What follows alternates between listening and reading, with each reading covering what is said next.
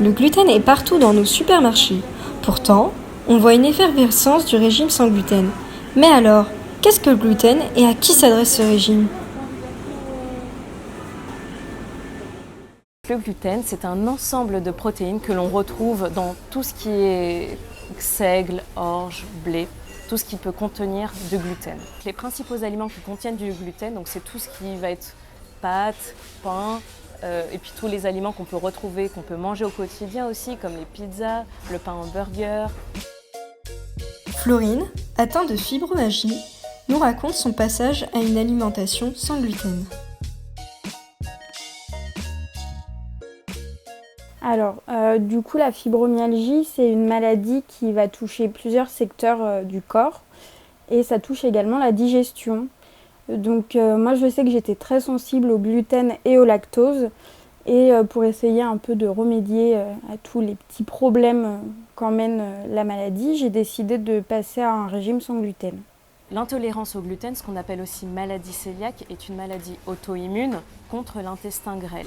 Et donc en fait, c'est dans la partie absorptive de l'intestin grêle, juste en dessous du duodénum, là où il va y avoir en fait à l'intérieur des parois des villosités qui vont permettre tout ce qui va être absorption de tous les nutriments essentiels, d'accord ? Donc à partir de ça, lorsque l'on va ingérer du gluten, il va y avoir des anticorps qui vont arriver et qui vont atrophier ces villosités, d'où derrière une malabsorption et une inflammation du tube digestif.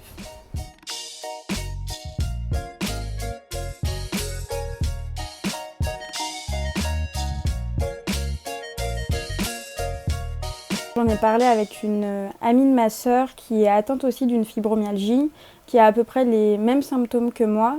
Et en fait, elle m'a conseillé ce régime sans gluten, vu que pour elle, ça avait été très bénéfique. Donc, j'en ai pas forcément parlé à mon médecin au début. Et généralement, ils ne conseillent pas vraiment. Enfin, les médecins ne vont pas aller nous dire faites un régime sans gluten, vu que ça dépend essentiellement du patient.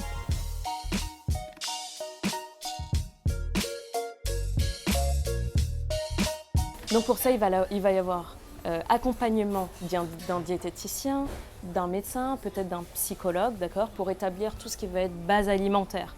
Donc, première partie, toute une éducation pour savoir quels aliments contiennent du gluten, quels aliments n'en contient pas. Par exemple, qu'est-ce qui n'en contient pas? Il va y avoir le riz, le maïs, les pommes de terre, le quinoa et tout ce qui est légumineuse, comme les pois chiches, les lentilles, les haricots secs, d'accord. Une fois que les bases alimentaires sont établies, il va y avoir l'éducation à l'étiquette nutritionnelle. Donc là, ça va être quand on se rend au supermarché, comment savoir si mon produit contient ou non du gluten. Donc là, ça va être sur l'étiquette au verso du produit alimentaire, où souvent les industriels vont marquer gluten en gras, en majuscule. Pour Florine, manger sans gluten n'est pas toujours facile. Alors déjà, chez moi, j'ai aucune farine de blé. J'ai de la farine de riz, de la farine de sarrasin. Les alternatives, en fait, pour moi, il n'y en a pas vraiment. C'est soit je vais manger du riz pour manger du féculent, ou sinon des pommes de terre, mais il n'y a pas vraiment d'alternative. Pour moi, arrêter le gluten, c'était un peu compliqué. Déjà par mes goûts alimentaires. Je suis très pâtisserie, très boulangerie et très pâte.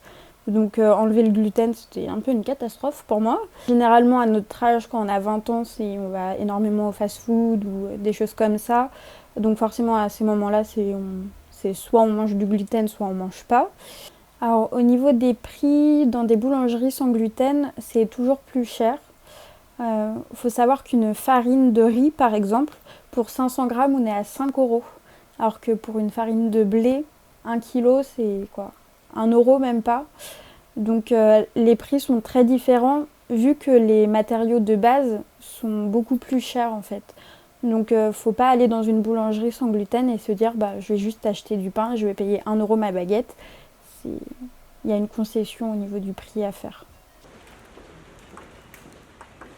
Réussir des pâtisseries au zéro gluten est un vrai challenge pour Tara Pidou. En fait, ce sont les farines utilisées, puisqu'on ne peut pas du tout utiliser la farine de blé. Nous, on fait un mélange de farine pour se rapprocher au maximum de la texture des sablés qu'on connaît, par exemple, ou des pâtes qu'on connaît habituellement.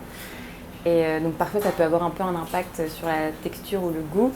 Mais voilà, nous on a fait des recherches pour être plus proche de ce qu'on connaît traditionnellement.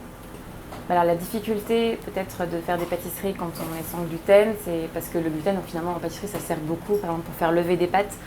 Tout simplement dans un chou ou une pâte feuilletée, c'est le réseau gluténeux qui fait que l'air est emprisonné à l'intérieur et que le chou monte, que la pâte feuillette par exemple. Donc là on a dû faire beaucoup de recherches pour, par exemple, pour nos choux pour pouvoir les faire lever. Alors ouais, le coût des matières premières se répercute un peu sur le prix de vente forcément, surtout qu'on utilise pratiquement que des ingrédients bio, toutes nos farines, produits laitiers, les œufs, les fruits, c'est bio. Voilà, toutes nos farines sans gluten qui coûtent plus cher, donc forcément on est obligé. En plus nous aussi on n'utilise pas du sucre, donc, et la stevia, donc on a trouvé une stevia qui n'a pas le goût amer, mais ça coûte aussi plus cher que du sucre.